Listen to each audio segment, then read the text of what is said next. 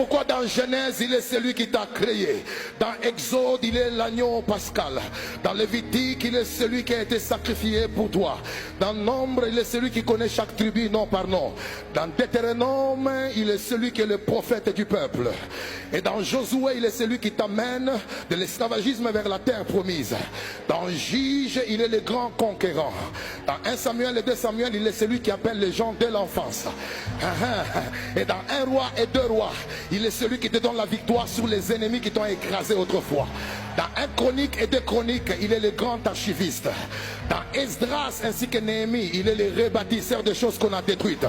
Dans Esther, il est ton avocat. Dans Psaume ainsi que Job, il est ta chanson préférée. Et dans Ésaïe, il est celui qui dit l'Esprit de l'Éternel est sur moi. Car l'Éternel m'a oint pour annoncer la bonne nouvelle. Il m'a oint pour guérir ceux qui ont le cœur brisé. Il m'a oint pour proclamer la libération des captifs.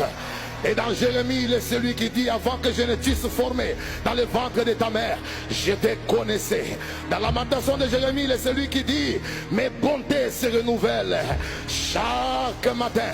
Dans Ézéchiel, il est celui qui dit même si tu es resté comme les ossements desséchés, je peux ramener la vie en toi. Je peux ramener la vie en toi. Dans Daniel, il est celui qui se présente comme le 4e homme dans le feu. Et dans Osée, il est celui qui dit mon peuple périt faute de connaissances. Dans Jonas, il est celui qui dit même si les poissons t'avaient avalé, je les commanderai, je lui donnerai l'ordre de te vomir.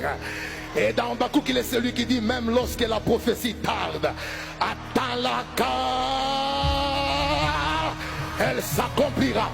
Dans Joël, il est celui qui dit dans les derniers temps, je répandrai de mon esprit sur toutes chairs. Les jeunes filles prophétiseront, les jeunes gens auront des visions et les vieillards auront des songes.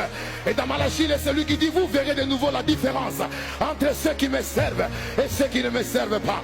Dans Matthieu, il est celui qui se présente comme le roi. Dans Marc, il est celui qui se présente comme le Dieu des miracles. Et dans Luc, il est celui qui se présente comme le médecin. Ah oui, et dans Jean, il est celui qui se présente comme la gloire révélée de Dieu. Dans Actes des Apôtres, il est celui qui descend par le Saint-Esprit. Et dans Romains, il est celui qui dit je n'ai point honte de l'évangile, car l'évangile est une puissance qui sauve. Dans 1 Corinthiens, 2 Corinthiens, il est celui qui te donne la grâce de vivre l'enlèvement au son de la trompette. Et dans Éphésiens, il est celui qui dit autrefois nous étions loin de Dieu, mais maintenant en Christ nous sommes devenus proches de lui. Tu me donnes un bon amen, j'avance. Dans Jacques, il est celui qui dit humilie-toi sous la main puissante de Dieu et il t'élèvera au moment convenable. Et dans Éphésiens, il est celui qui dit nous n'avons pas à combattre contre la chair et le sang, mais contre les principautés, les puissances qui sont dans les lieux célestes.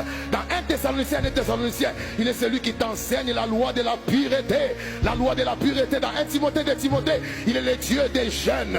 Il est le Dieu des jeunes. Il passe par les jeunes pour établir son royaume. Dans 1 Jean, 2 Jean, 3 Jean, il est le Dieu qui dit je souhaite que tu sois prospère à tous égards, qu'on prospère l'état de ton âme. Dans Jude, il est celui qui fait grâce à tout celui qui s'approche de lui comme un père responsable. Et finalement, dans Apocalypse, il est l'alpha